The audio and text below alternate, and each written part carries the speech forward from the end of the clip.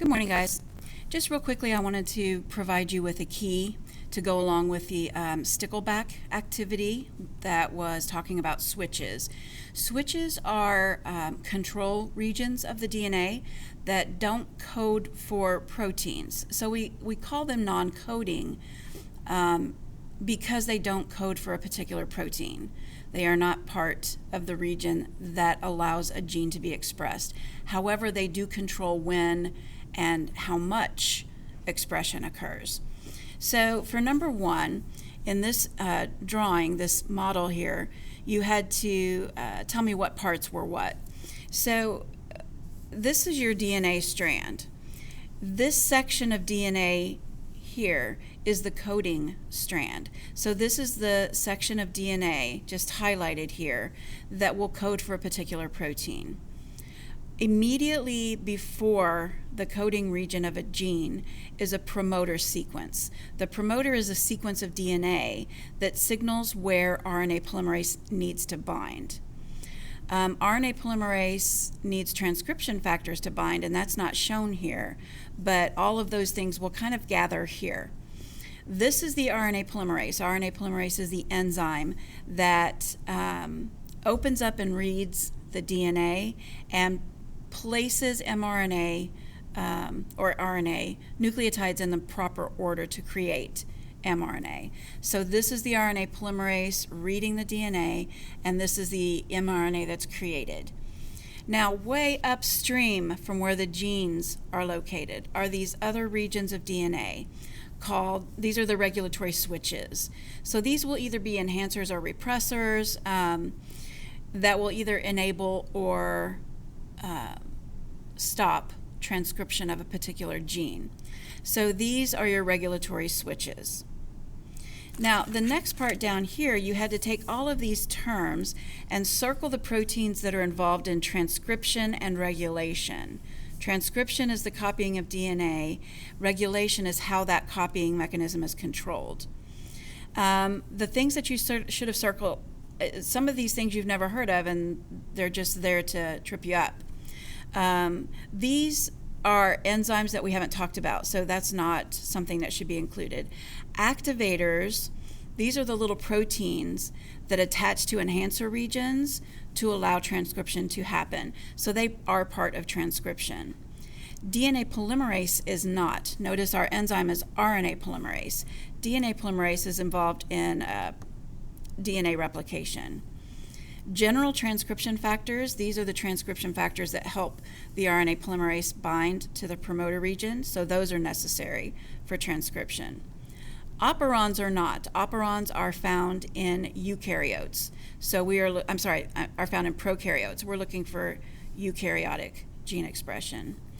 Mediators are proteins that are found inside the nucleus that kind of bring everything together.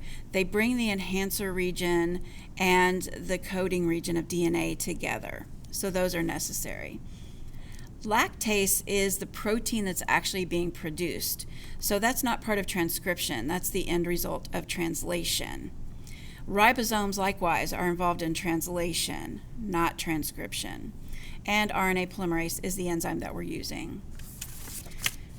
All right, on this next page, you had to kind of draw a representation of what active transcription would look like, what all has to happen for transcription to occur.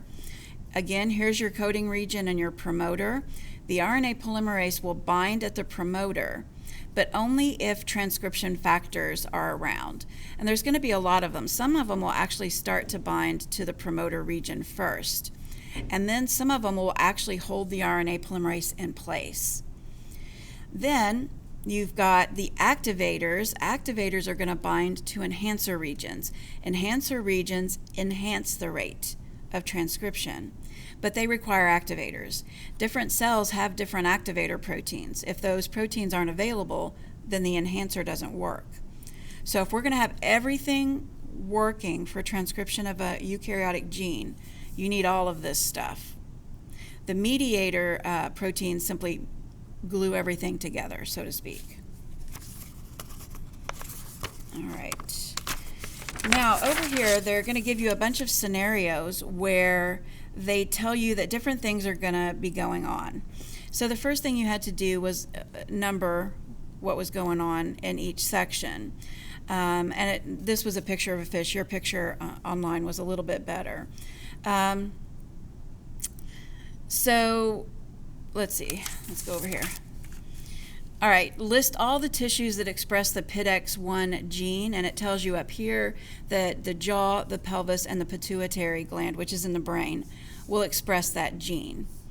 Number 2 says, if a fish does not produce activator 1 proteins because of a mutation, where will PitX be expressed in the following tissues? And you need to put a check mark next to the ones that it'll express. So activator protein number 1 over here is in the jaw. So number 1 is in the jaw.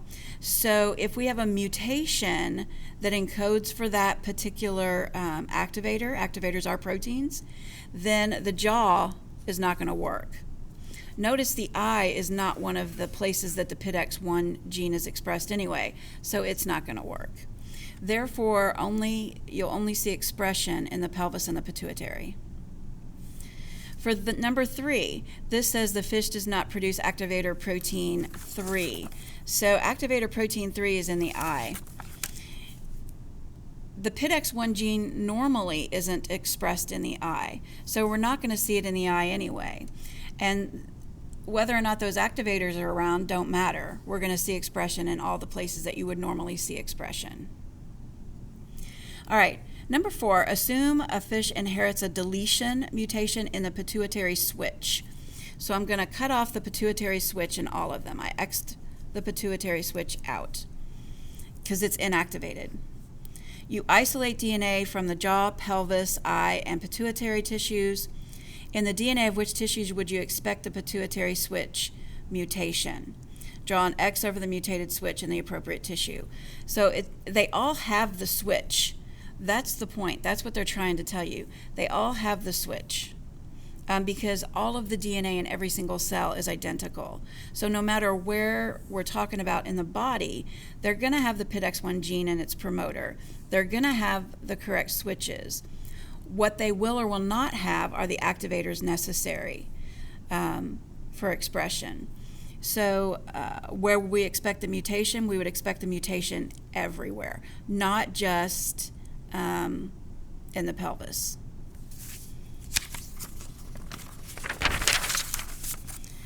When a mutation in the pituitary.